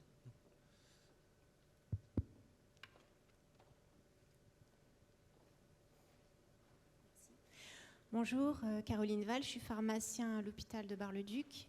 J'ai acheté Cœur Grand Est et on a fait l'objet d'une cyberattaque en avril de cette année. Je ne vais pas reprendre puisqu'on a vécu quasiment la même chose que vous. Au bout de combien de temps vous êtes revenu à un fonctionnement normal? Puisque nous, là, ça fait 5 mois, on n'a toujours pas l'accord de la NSSI pour rouvrir les flux. Il y a un épuisement quand même de l'équipe pharmaceutique, des équipes médicales. Et voilà, je regrette aussi que, bon, pour notre partie, le service informatique ne communique pas vraiment vers nous. On ne sait pas où on va, combien de temps ça va durer. Voilà. Combien de temps ça vous a pris, vous, pour remettre en place tout votre système Secure? Sur les applications au cœur du processus de soins, il a fallu 7 semaines pour établir l'ensemble des 9 établissements du GHT, donc, comme on l'a dit, les services critiques, EHPAD, etc. Donc, il nous a fallu 7 semaines, on était 50, on n'était pas, ça représente une grosse équipe, mais voilà, 7 semaines, et parce qu'on a aussi pris le parti de tout reconstruire à zéro. Alors ça a été au début ma grosse inquiétude, mais par contre, je pense qu'on a bien fait parce qu'on limite le risque de récidive. Et pour le coup, c'est le plus important. Et notamment ce risque-là de se dire, mais on rouvre pas, est-ce qu'ils ont laissé une porte dérobée pour revenir, etc. Donc le mieux, c'est de repartir à zéro. Alors je ne connais pas du tout le cas de figure de votre établissement. Je n'en avais même pas entendu parler pour le coup. Donc on a beaucoup entendu parler du Corbeil-Essonnes, de Dax avant nous, mais pas celui-ci. Donc après, chaque attaque est différente. Enfin, nous, notre attaque a lieu une semaine après Dax. Quand ils nous ont attaqué en 2 temps, je ne vous l'ai pas dit tout à l'heure, mais ils ont essayé dans la nuit de samedi à dimanche d'abord, avec la même version que le Ryuk de Dax. Donc c'était le Ryuk, c'est l'outil de chiffrement. Ils n'y sont pas arrivés parce que notre antivirus était à jour et a bloqué l'antivirus. Donc ils sont repartis, ils ont fermé les portes. Ils sont revenus le lendemain à la même heure dans la nuit. C'est les traces qu'on a trouvées avec un variant, un peu comme le Covid, le variant. Et cette fois, le variant est passé. Il n'a pas été reconnu par l'antivirus et le système de sécurité. Donc c'est très perfectionné. Et puis je ne connais pas votre cas de figure, mais voilà, nous, il nous a fallu 7 semaines. Pour la pharmacie, au bout d'un mois, nous, on avait repris un fonctionnement à 90%, 95% normal. Voilà. On avait quelques logiciels qui n'ont pas repris tout de suite, mais ce n'était pas pénalisant quand on n'a plus de logiciels pour faire 150 préparations magistrales. Voilà, on s'en sort autrement, quoi. Voilà, donc, et puis pareil, un peu plus pour... Voilà, mais honnêtement, au bout d'un mois, on avait à 95% retrouvé une activité normale. Mais je vous rejoins, c'est-à-dire que si ça dure trop longtemps, on perd tout le monde, hein. Tout le personnel derrière, à un moment, ça devient infernal, quoi. Merci. Oui, bonjour. Alors, juste peut-être une question, une remarque. Alors, la question par rapport à la remise à zéro, est-ce que ça nécessitait, là, complètement béotien, est-ce que ça nécessitait des matériels, des serveurs, des PC, etc., qui soient complètement, entre guillemets, vierges, ou neufs, ou disponibles en tout cas, ou est-ce que vous avez pu utiliser, quitte à les reparamétrer, les reformater, des outils que vous aviez déjà à disposition? Alors, dans notre type de cyberattaque, on a reconstruit à zéro, mais on a reformaté l'ensemble des systèmes, serveurs. On a reconstruit des machines virtuelles pour reconstruire à zéro. Donc on a racheté un peu de matériel, surtout des postes de travail, puisque en plus ça nous a permis de remplacer quasiment tous les postes de travail de l'hôpital. Il n'y avait plus un poste de travail sous Seven ou sous XP, donc tout le monde était content. Donc on a remplacé l'ensemble des postes de travail, mais sur les serveurs, on a recréé ce qu'on appelle des machines virtuelles. On n'est pas dans le cas d'une attaque étatique.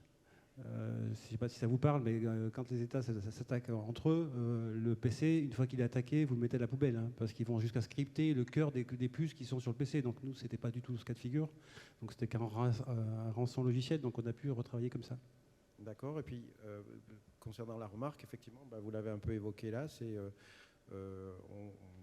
on voit que le renouvellement des parcs informatiques et du coup la qualité de sécurité intrinsèque des matériels est des fois en cause.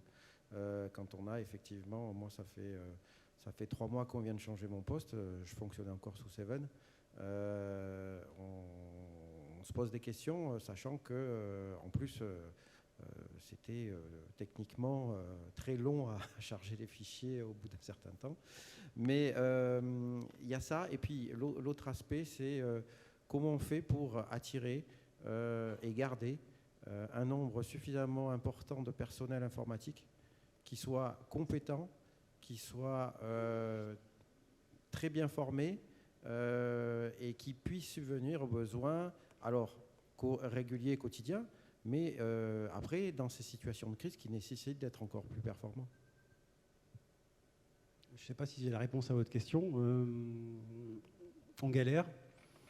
On galère parce qu'on est en concurrence avec des entreprises privées qui n'ont pas les mêmes grilles de salaire que dans la fonction publique hospitalière. Donc recruter des talents, c'est un vrai problème. Quand j'ai recruté mon nouvel RSSI après la cyberattaque, j'ai vu tout un tas de candidats. Il y a un candidat qui me plaisait beaucoup, il avait de l'expérience, il avait une 50aine d'années, il avait travaillé dans des grosses entreprises, dont une du CAC 40 sur des fonctions de RSSI. Et quand on a évoqué le salaire, il m'a demandé 180 000 euros par an. Bah, je lui ai dit qu'en fait, on était dans la fonction... 180 000, hein, c'est ça ? 180, ouais, 180 KE par an. Donc je lui ai dit qu'on était dans la fonction publique hospitalière et que nous, on lui proposait 55. Et il m'a dit que ça ne l'intéressait pas, donc on a pris quelqu'un d'autre, quelqu'un de plus jeune, moins expérimenté, qu'on a formé. Et oui, c'est un vrai problème. Oui, c'est un vrai problème. Après, on a la possibilité de recruter des contractuels avec un peu plus de marge de manœuvre sur les grilles de salaire, mais on ne peut pas faire des miracles. Et on est vraiment en concurrence avec les établissements privés.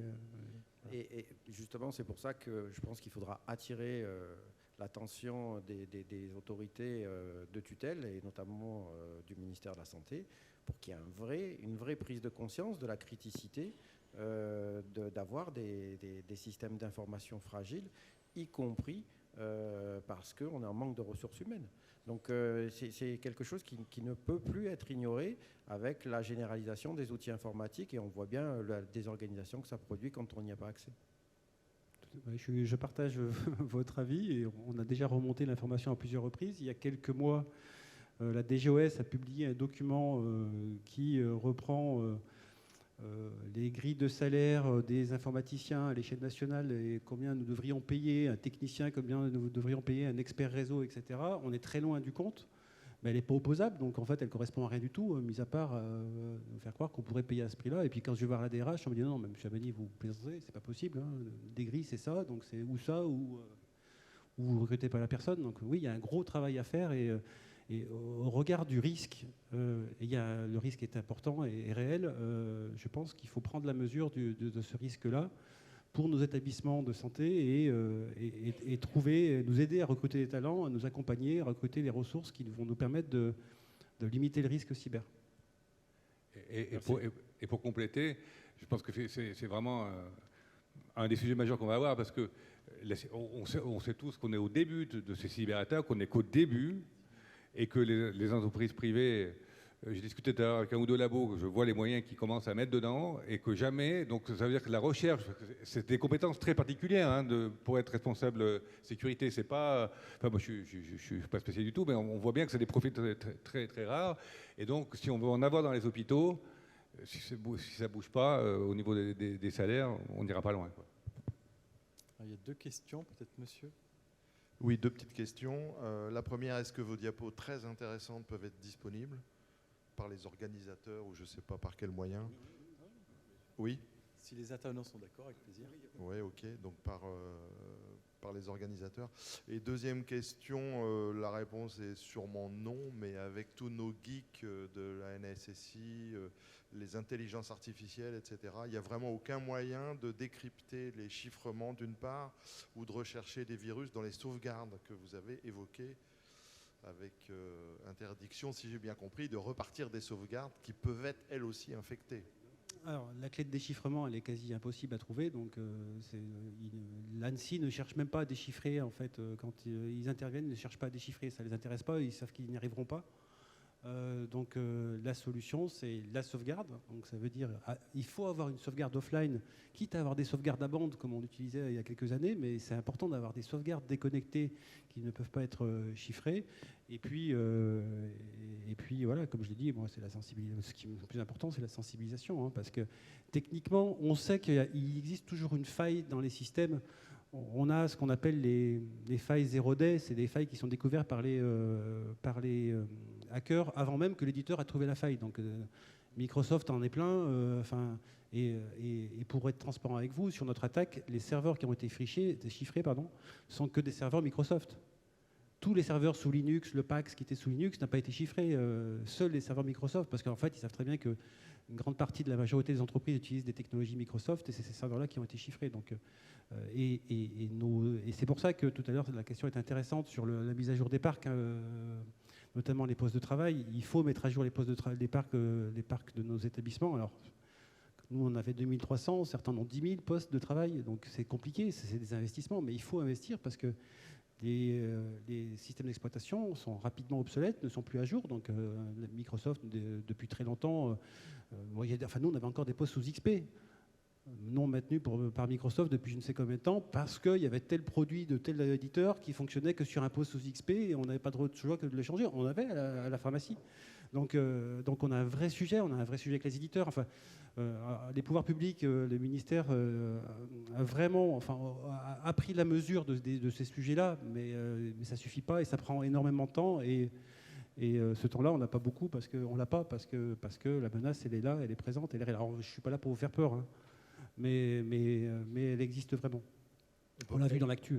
On ne peut pas tout passer sous Linux et abandonner Microsoft. Question bête. On ne peut pas non plus. Demandez à vos éditeurs de logiciels s'ils ont des logiciels qui fonctionnent sous Linux. Question ? Oui, alors d'abord une petite remarque suivie d'une question. Alors la remarque pour accompagner ce que disait Nicolas tout à l'heure, moi je travaille à l'hôpital de Bayonne. On a vu débarquer il y a à peu près 2 ans un véritable ovni au niveau du système informatique. C'est un jeune de 30 ans qui travaillait chez Airbus Industrie à Toulouse.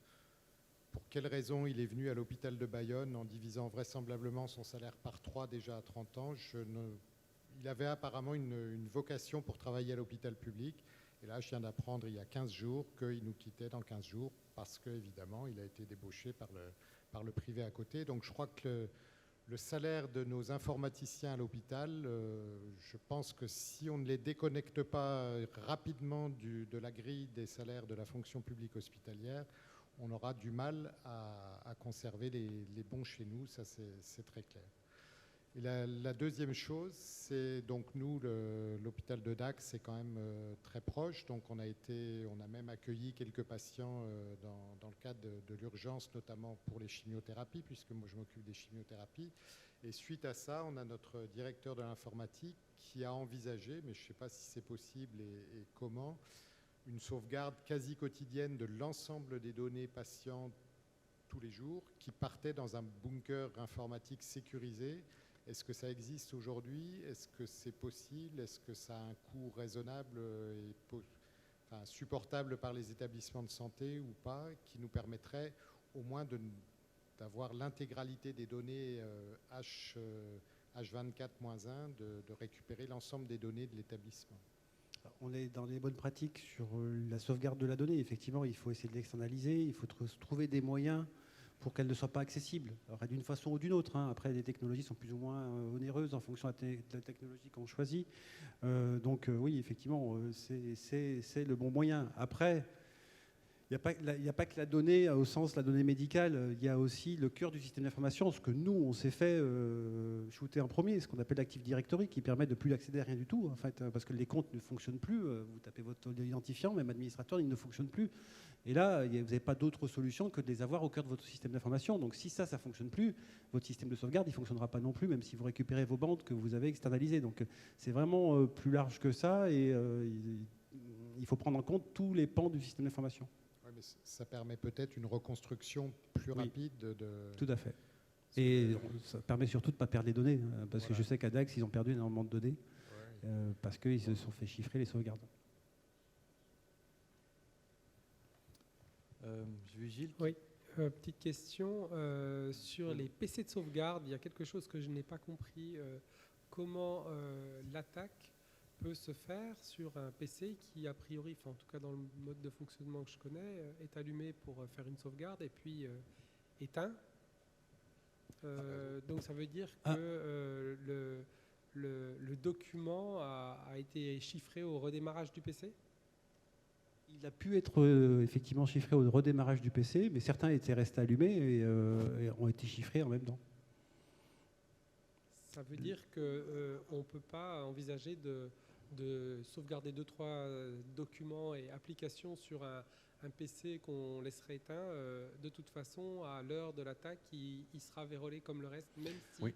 il n'est pas connecté au serveur. Oui, ça veut dire ça, mais ça veut surtout dire qu'en fait, dans des services critiques et dans les services MCO, la mise à jour des données, qu'elles soient des données de prescription, elles sont en continu. Donc, on ne peut pas allumer et éteindre un PC toutes les demi-heures ou tous les quarts d'heure comme on le fait aujourd'hui. Donc, ces systèmes, ils sont forcément souvent en ligne parce qu'ils doivent être allumés pour aller sauvegarder la donnée. Voilà, donc c'est assez complexe. Je pense que le souci principal, enfin, en tout cas me concernant et de ce que j'ai remarqué, c'est qu'il faut qu'on travaille avec les éditeurs à nous trouver des solutions de mode dégradé, des DPI offline complètement, qui nous permettraient de repartir d'un instant T et puis ensuite se resynchroniser lorsque la base nominale est à jour. Enfin, je pense que techniquement, ils sont capables de le faire, mais ils sont confrontés aux mêmes problématiques. C'est les coûts et les coûts d'investissement. Est-ce qu'il y a un intérêt à investir dans ce type de solution ? Je rebondis parce que j'ai pas compris. Ce que je veux dire, c'est que si, imaginons qu'on imagine un export sur un disque dur externe, c'est-à-dire que potentiellement on exporte aussi du coup le virus. Si vous rebranchez votre PC sur le PC vérolé, il y a un risque. Par contre, le problème de l'export, enfin moi j'ai surtout en tête les prescriptions médicamenteuses. Ouais. Vous n'avez pas branché votre disque dur toutes les quarts d'heure pour aller faire une copie de des mises à jour qui ont été réalisées suite à surtout dans les services MCO, services d'urgence. Donc je pense pas que ce soit la bonne méthode. C'est la bonne méthode sur un EHPAD, sur des services peut-être des SSR, mais sur des services de court séjour, je ne suis pas sûr que ce soit la bonne méthode. Je pense qu'il faut qu'on trouve avec les éditeurs, et on travaille dans ce sens-là avec nos éditeurs, à trouver les meilleures solutions. Alors, aux Hospices Civils de Lyon, moi j'ai beaucoup échangé avec le DSI sur cette notion de Easily, parce que c'est l'application qu'on utilise, offline. Il aimerait trouver cette solution-là, mais c'est très compliqué. Je pense que c'est très compliqué.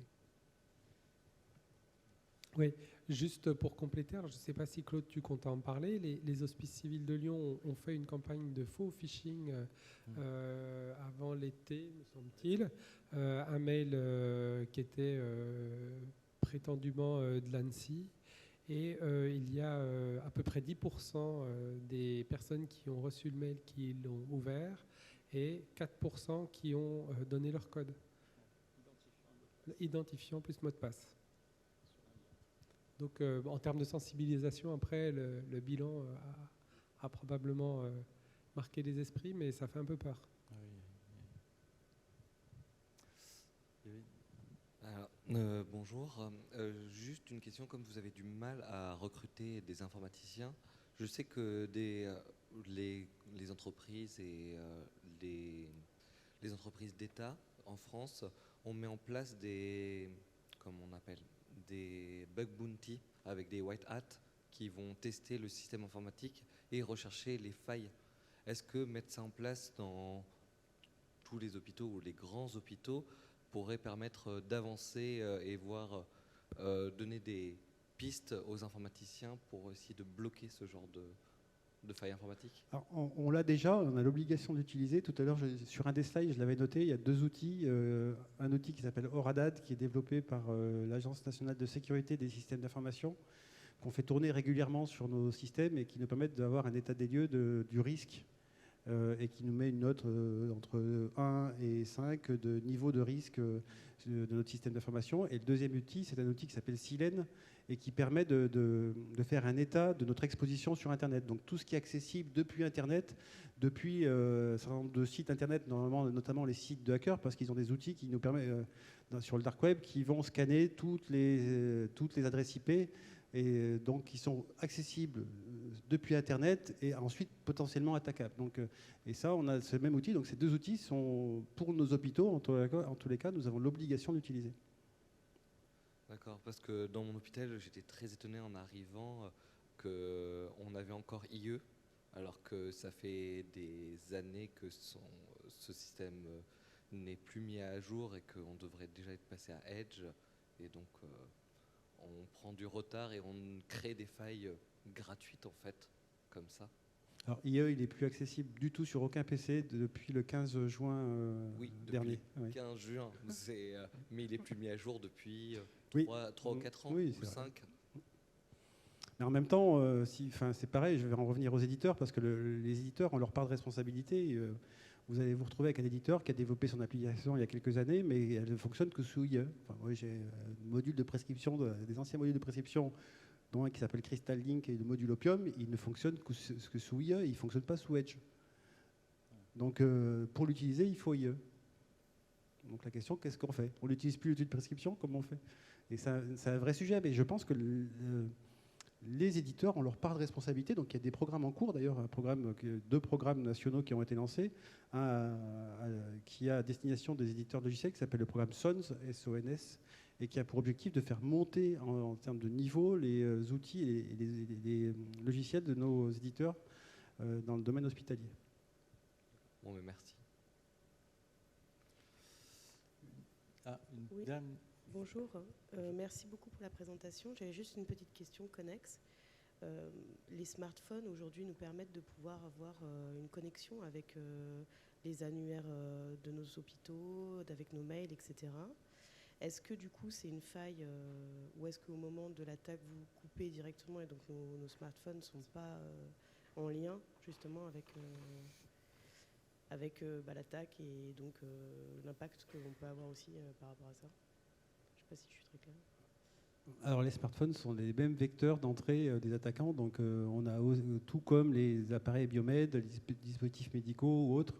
Dès que c'est connecté à Internet, dès qu'on y accède pour regarder nos mails professionnels sur nos smartphones, il y a forcément un risque. Donc les smartphones sont des vecteurs d'attaque et il faut les protéger au même titre que l'ensemble du système. Et c'est rarement fait d'ailleurs. Est-ce qu'il y a une dernière question? Oui, moi j'en ai une. François Cavalier, je suis pharmacien assistant au CHU de Nîmes. Je vous appelle quand l'ANSSI est venu vous aider, du coup, ils vous ont aidé juste à arrêter l'attaque ou ils vous ont également aidé à retranscrire toutes les données? Non, ils nous ont aidés à reconstruire le système d'information avec les bonnes pratiques, en reconstruisant à zéro, avec une architecture en silo, comme je vous l'ai indiqué tout à l'heure. Mais le reste, on s'est débrouillé tout seul. Enfin, du coup, sur les 7 semaines, vous étiez combien à tout retranscrire? 50. D'accord. Avec des prestataires externes, Orange Cyberdéfense, et puis d'autres prestataires qui nous ont accompagnés. Ok, merci. Oui, j'ai une question, si je peux prendre. Oui, donc Edine Théani, pharmacien à la PHM. Est-ce qu'il est envisageable, finalement, le risque, c'est le web. Est-ce qu'il est envisageable d'avoir un intranet avec tous les logiciels métiers non connectés et avoir en parallèle, effectivement, les systèmes connectés pour séparer vraiment les deux réseaux et donc, du coup, le risque, quoi. Enfin, je ne sais pas, c'est peut-être naïf comme question. C'est une excellente idée. Après, je ne sais pas comment la mettre en œuvre. Et sincèrement, je ne développe pas de logiciels et de technologies de ce type, mais je pense qu'il faut que nos éditeurs nous accompagnent pour trouver des solutions de ce type.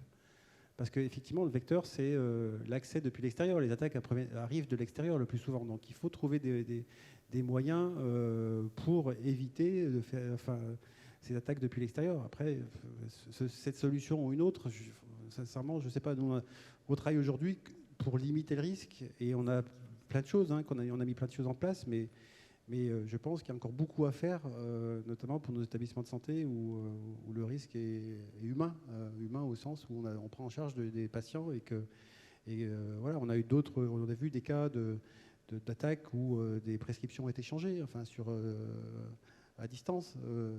Il y a des vrais risques patients, donc il faut vraiment trouver des solutions. Et là, une nouvelle fois, moi, je pense qu'on a besoin de nos éditeurs pour nous accompagner parce qu'on n'a pas les armes, on a des ressources. Déjà qu'on n'arrive pas à trouver toujours des talents, on n'a pas les armes face à cette grande nébuleuse, en tous les cas, ce qu'on appelle le cyber. Mais le cyber, on ne sait pas où ça commence et où ça s'arrête. Donc, c'est compliqué pour nous. Bonjour, Karine Char, je suis une des pharmaciennes de l'hôpital d'Orléans. Alors, je suis ravie d'apprendre qu'avec un hébergement sur Lyon, on arrive à récupérer nos données de DPI parce que nos PC de sauvegarde, en fait, sont en réseau. Donc, si on a une cyberattaque, la sauvegarde, elle est attaquée aussi. Et j'ai une question sur les applications. Si on n'a que des sauvegardes en réseau, ça veut dire qu'on ne récupère aucune des données de nos bases de données. On perd tout le contenu de nos applications. Vous avez réussi à récupérer la totalité de vos données de pharmacie Oui, on a récupéré l'intégralité des données parce que tous nos systèmes de sauvegarde, toutes les applications étaient offline et n'ont pas pu être atteintes par la phase de chiffrement. Donc on a pu récupérer l'intégralité. Donc ça veut dire que vos sauvegardes sont faites en dehors du réseau? Oui. Sur des PC qui sont oui, régulièrement... en fait, elles sont offline, les sauvegardes. C'est-à-dire que quand elles sauvegardent, elles sont online. Donc si l'attaque arrive pile poil au moment où ça sauvegarde, ben là, ça peut. Mais généralement, c'est pas le cas parce qu'on est assez malin pour changer les horaires. Parce que les attaquants sont malins, mais nous on essaie de l'être aussi. Mais les sauvegardes étaient offline, n'étaient pas accessibles. D'accord, merci. Oui, Claudine Gare, pharmacien au Midi de Paca-Corse. Merci. C'est vraiment très passionnant. J'ai 2 questions. Est-ce que vous avez pu identifier après la crise votre faille et est-ce que vous partagez les failles entre établissements hackés et puis, ou enfin du moins attaqués? Et puis vous avez sur une de vos diapos présenté un serious game cyber. Donc c'est adressé à qui? Vous le partagez dans votre établissement entre informaticiens ou entre professionnels? Merci. Alors, je vais commencer par Serious Game. Le Serious Game a été développé et déployé par notre GCS, donc notre grade, le GCS Sarah en région Rhône-Alpes. Donc, il est à disposition de tous les établissements et il est à destination des utilisateurs, et pas forcément des informaticiens, mais des utilisateurs. Donc, pour la région Rhône-Alpes, on a ce type de Serious Games, d'escape game, et d'autres régions ont développé la même chose. Donc, ils existent, ces outils existent dans pratiquement toutes les régions aujourd'hui. Donc, concernant la faille, la faille, elle est humaine. Hein. C'est une personne qui a cliqué sur le mauvais mail et qui avait des droits déjà qu'il n'aurait pas dû avoir. Donc, les attaquants, lorsqu'ils sont rentrés, ils sont montés en privilège, comme je vous l'ai dit, pour avoir des droits les plus élevés possibles et nous attaquer. Donc, c'est de l'hameçonnage classique, phishing, et puis ensuite, porte d'entrée. Et une fois qu'ils sont dedans, ils sont suffisamment bons pour faire un peu ce qu'ils veulent. Et ils nous ont attaqués dès le moment opportun, pendant la nuit, et quand ils avaient les bons droits, pour faire le plus de mal possible. J'ai encore 2 questions. Je vais faire le timekeeper, les 2 dernières questions, puis ensuite on va malheureusement devoir clôturer la session. Bonsoir. Est-ce que les logiciels externalisés sont plus protégés ou pas? C'est difficile d'y répondre. En théorie, ils le sont. Après, pour héberger des données de santé, il faut être hébergeur de données de santé, donc avec des protections particulières. Donc, ils le sont. Ils le sont forcément. Après, je ne dis pas ils peuvent être victimes, comme tout le monde, de failles de sécurité, donc, mais ils le sont. Ensuite, pour le coup, on a des contrats avec eux. Et ils ont l'obligation d'être sécurisés, d'être hébergeurs de données de santé, de répondre à ce nombre de règles.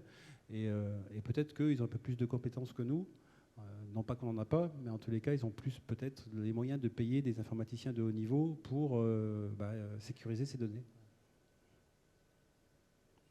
L'idée de l'hébergement hybride en ayant des données chez nous et à l'extérieur, je pense que c'est une bonne stratégie pour limiter une nouvelle fois, parce qu'on parle que de limitation, je parle souvent de limitation, mais limiter le risque. Toute dernière question.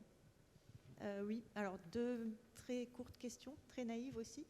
Est-ce que cliquer sur le mail suffit à ouvrir la porte ou est-ce que c'est cliquer sur le PDF ou les 2, évidemment?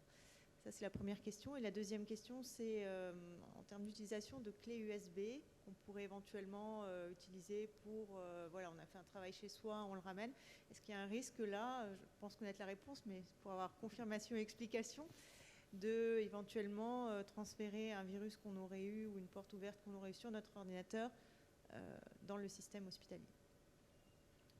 Alors, une clé USB qui est utilisée que professionnellement sur des postes professionnels, j'ai envie de vous dire, mais pourquoi pas?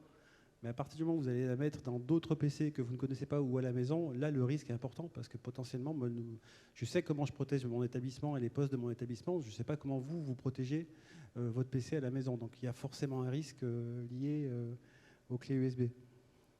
Ensuite, j'ai perdu la première question, mais... Le mail ou la pièce jointe? Ah, alors plutôt la pièce jointe. propose de clôturer cette session qui était extrêmement riche et il faut qu'on respecte un peu le timing. Juste pour remercier à nouveau nos intervenants, un immense merci pour toute cette transparence et ce retour d'expérience qui était extrêmement riche pour nous. Je n'aurais pas la prétention de faire une conclusion, juste je vais peut-être paraphraser une de vos phrases qui disait la question c'est pas est-ce qu'on va être attaqué, la question c'est quand est-ce que ça va arriver et est-ce qu'on a mis en œuvre les moyens pour se protéger le plus possible. Donc confère tous les travaux qui sont faits des établissements sur les plans de continuité d'activité, etc. C'est un vrai dossier et on est tous convaincus bien évidemment que c'est que le début d'une longue histoire avec de très nombreuses attaques qui vont arriver. Donc il faut qu'on s'empare clairement de cette problématique et qu'on maîtrise le plus possible les risques autour du patient et de voir de quelle manière la contribution pharmaceutique peut être la plus maîtrisée dans cet environnement instable. Un immense merci pour votre présence et donc on vous donne rendez-vous au plus tard demain matin à 8h pour les communications orales courtes de 8h à 9h. Merci beaucoup, bonne soirée.